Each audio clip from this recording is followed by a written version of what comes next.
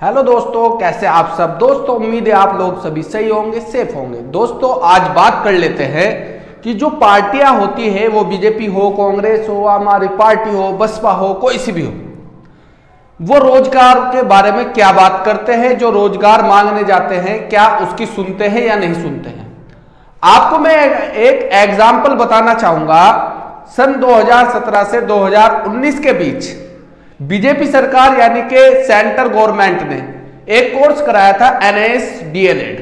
उसमें क्या किया था, 14 लाख जो है शिक्षक थे, यानी कि उसके लिए एक छात्र बन गया है तो शिक्षकों को क्या कराया था, ट्रेंड किया गया था 2017 से 19 में। और उसमें बड़ा बड़ा जो है मोदी जी का फोटो लगा करके पूरे देश में प्रचार प्रसार किया गया था। और आप जानते ही हैं कि जो शिक्षा मंत्री थे जावड़कर जी, उन्होंने बोला था कि हमने इतना बड़ा कोर्स कराया आज तक दुनिया में नहीं हुआ है ऑनलाइन कोर्स प्लेटफॉर्म पर। ये चीजें वहां पे हुई थी।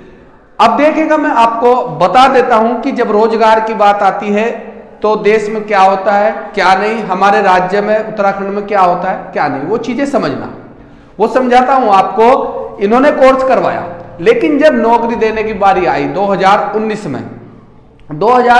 में के बाद NIS-DLED वालों ने हाई कोर्ट में चले गए। इन्होंने पहले लेटर जारी किया कि इनको हम नौकरी देते हैं, सब चीज करते हैं।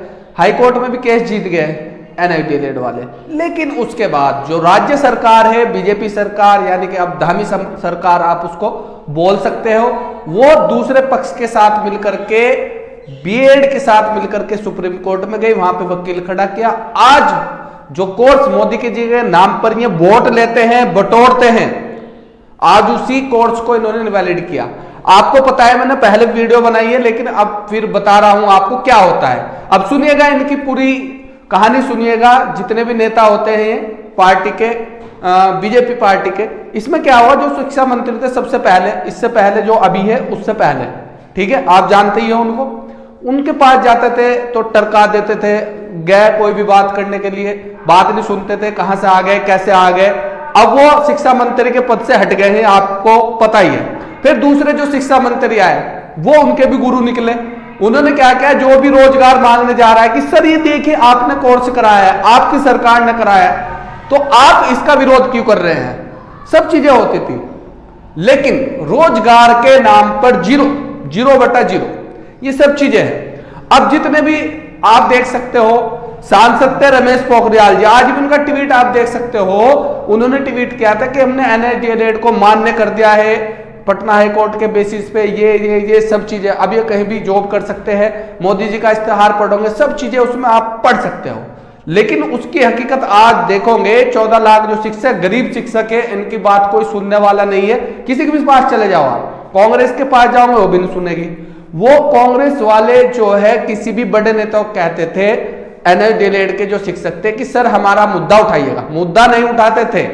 आम आदमी पार्टी वालों के पास, हम भी आम आदमी में ही थे, लेकिन आम आदमी पार्टी वालों के पास जाते थे, वो भी नहीं, पता नहीं क्या डर था। भाई जब किसी आदमी ने कोई कोर्स करा दिया, आप विपक्ष में हो, आप इसको बात को तो बता सकते हो कि सर ऐसे ऐसे ऐसे ऐसे ऐसे हुआ है, लेकिन नहीं, बसपा वालों के पास जाओ वो उनके गुरु।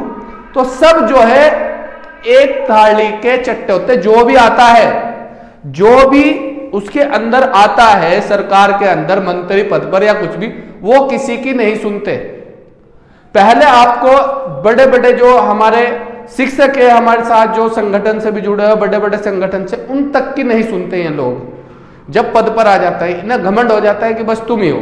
वो सही कहते हैं कि पहले तो नेता आपके चरणों में होंगे, नेता आपको चरणों में रखेंगे, वो वाला काम होता है। लेकिन NIS-DLED का ऐसा मामला है, इनकी बेचारों कोई सुनवाई नहीं है। मोदी के नाम पर करवा दिया पूरे देश में, इनकी कोई सुनवाई नहीं है, ना इनकी कोई सुनवाई होगी, मुझे तो ऐसा लग रहा है। तो ऐसी चीजें जो रोजगार ना दे, ऐसा कोर्स कराने की क्या आवश्यकता थी।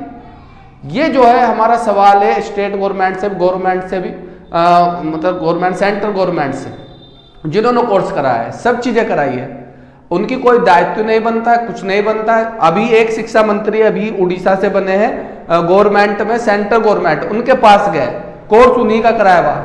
ये बोल रहे हैं कि I don't know what is NIS-DLED, ये बोल रहे हैं, इनके अलाउड ना किया जाए मेरे ऑफिस में आने के लिए। तो भाई जब आप लोगों को ऐसे ऐसे बोला जाता है तो आप फिर वहां पे नतमस्तक क्यों होते हो? दूसरी बात, 400 का आंकड़ा दिखा दिया कि 5 की 5 सीटें जीतेंगे उत्तराखंड में। वो पहले आपका दिमाग बनाया गया, वो पूरा प्रोपेगेंडा होता है, कोई ऐसी वो नहीं है। वो भी पवार है, पूरी टक्कर दे रहा है वहां पे। यहाँ पे उत्तराखंड में अगर बात करें हरिद्वार की, हरिद्वार में 4 चेहरे हैं, त्रिवेंद्र सिंह और हरीश रावत का लड़का तीरथ सिंह रावत, एक है भावना पांडे, एक है उमेश कुमार। 4 चेहरे हैं, 4 में से सिर्फ उमेश कुमार जी ने जा करके लोगों से मिले हैं फेस टू फेस।